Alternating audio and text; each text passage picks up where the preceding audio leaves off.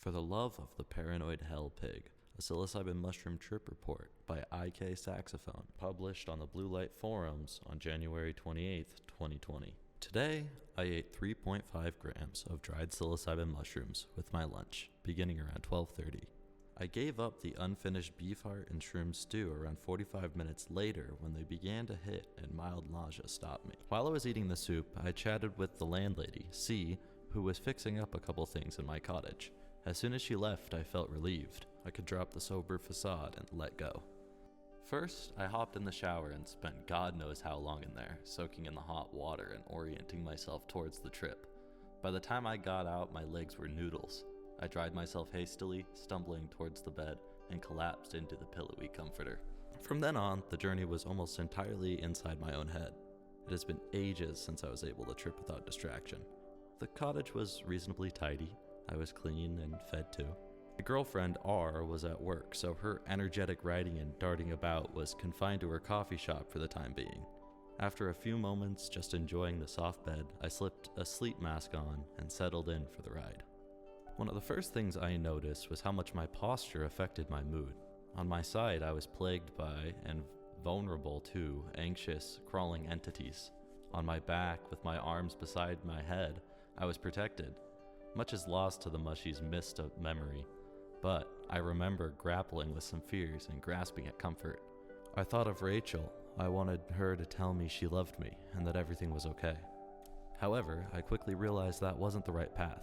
R loves me and would never hesitate to say so, but in my gut, I knew that wouldn't ease my discomfort, not least because she was completely inaccessible for the time being.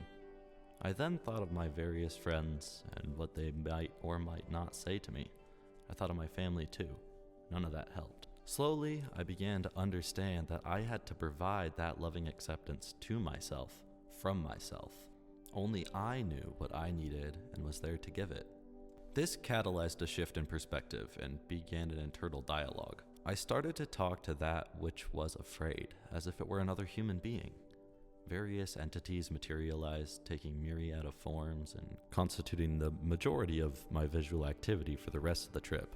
I started telling the entities I loved them, recognizing them as a part of myself, or myself as a part of their larger consciousness. I suspect the distinction is pedantic.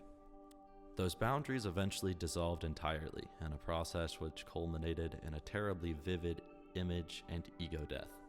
First, I started beating around the bush and trying not to tell myself I love you. I said everything but. I became more persistent and my ego became more resilient, until all of a sudden I found myself looking at what seemed to be a piece of art. On a background of off-white, possibly bone, were drawn two figures in deep red ink. On the right of the canvas, a tall warrior stood, sword drawn. Beneath him, a body was slumped against a tree or stump. The warrior said, "I love you," and meant it, for that body belonged to his friend. Myself, which was the slumped body, had fought me each time I declared my affection, until finally it laid slain and loved, dead and cherished, though it wished to be alive and alone. The remainder of the afternoon was spent in bed with my eyes closed. I got up 3 or 4 times, approximately on the hour. Each time I sat up with a groan, took a sip of tea, stumbled to the bathroom, and returned to my task, carefully attending to each and every entity/element of psyche that manifested. Most appeared fearsome at first, but I unrelentingly communicated my love to every one of them until they transformed. One was an old forest hermit. One was a scruffy mutt with gray and brown hair. It must be noted that this mutt wasn't really in the shape of a dog. It was pretty amorphous, but the feeling of being snuggled by a raggedy old mutt was unmistakable.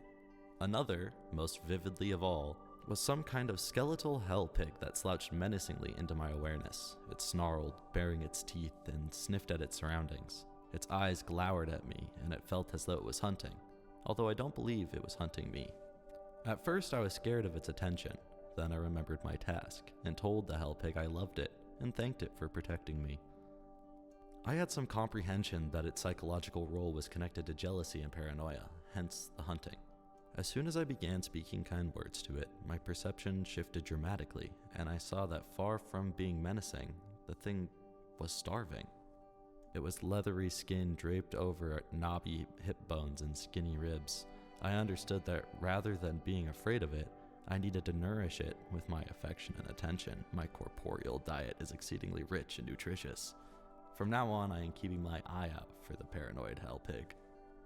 And whenever it enters my psychological playing field, I will do the same as I did before.